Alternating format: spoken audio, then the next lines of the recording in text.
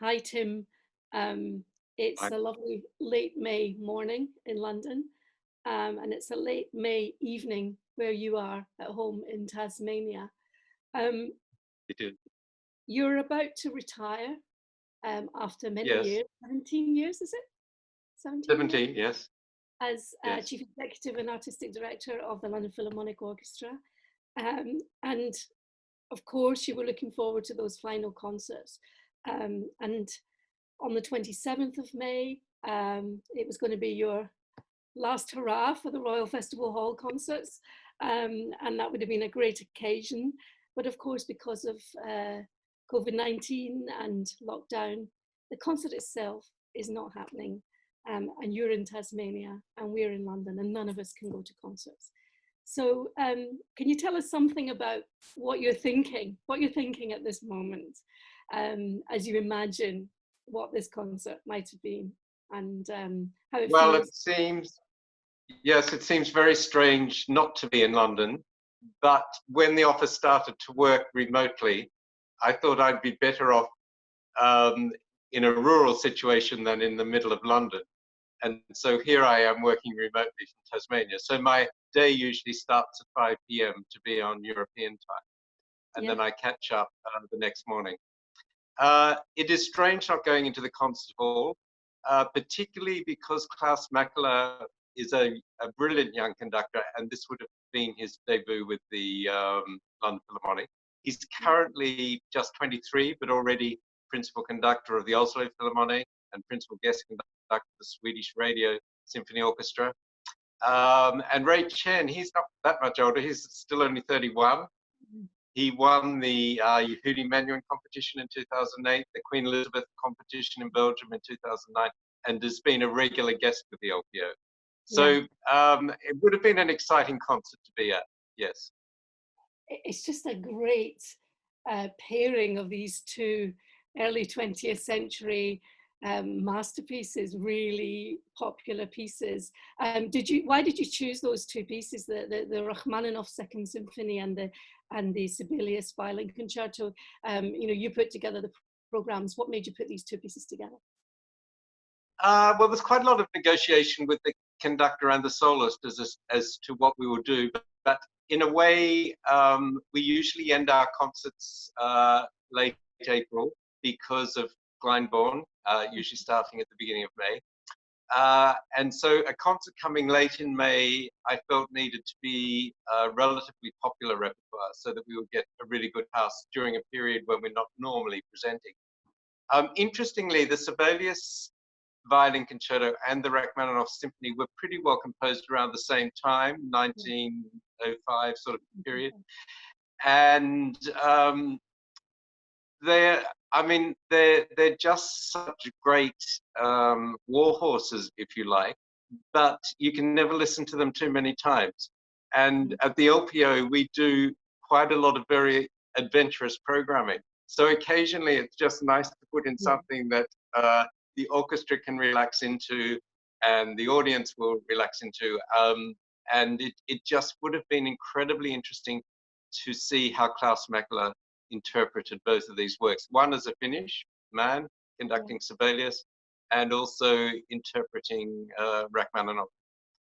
I was also really looking forward to hearing Chen doing the Sibelius Concerto. I actually found a video of him playing it, and he just seems to inhabit it. It's just fantastic. And it's that moment, I guess it's the second big theme, the second subject in the first movement, when suddenly the music bursts out into this great big, there's a big smile, and he just, he just goes for it. And I must say, I'm really disappointed I'm not going to be in the Royal Festival Hall watching that and experiencing that live with 2,000 people, 2,500. Yes, yes. I mean, it's a great concerto, isn't it? Because Sibelius himself was a bit of a failed violinist, I guess. He kind of thought he might be going to be a violinist and didn't quite make it. So this is maybe the concerto that he wrote for himself if he'd had that alternative life of being a violin virtuoso. And it's so virtuosic, isn't it? It is, and many commentators have said that they don't actually think he could have played it himself. No. Apparently, he had auditioned for the Vienna Philharmonic and didn't get in. Yeah. So perhaps, and interestingly, I think he actually had to revise the concerto because initially it was almost impossible to play, and I think a bit of work was done, and the final version is about 1905. We hear. It was interesting too that in a way Rachmaninoff had quite a struggle before his second symphony was realized, because the first symphony had been such a public disaster, and he went into that sort of deep funk period and had to go through hypnosis to draw him back out of it.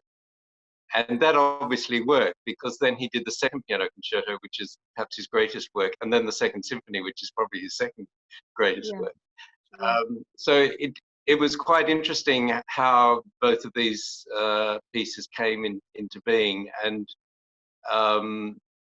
it was all happening at roughly the same time. I think the other thing that's interesting is the way that Sibelius was discovering the folk music of Finland and deliberately putting this into his music as a sort of opposition to Russian influence in Finland. And I think it's interesting when you look at Rachmaninoff and you see how he was spurned by the avant-garde of the 20th century, or the push forward, if you like, from say Shostakovich and Stravinsky, but that in fact both of these composers are now much loved and much played all over the world, and very regularly. I was thinking that they were both, in their different ways, outside of the forward-looking mainstream, if you like, the Stravinsky thing on one hand, and then the Viennese Schoenberg on the other.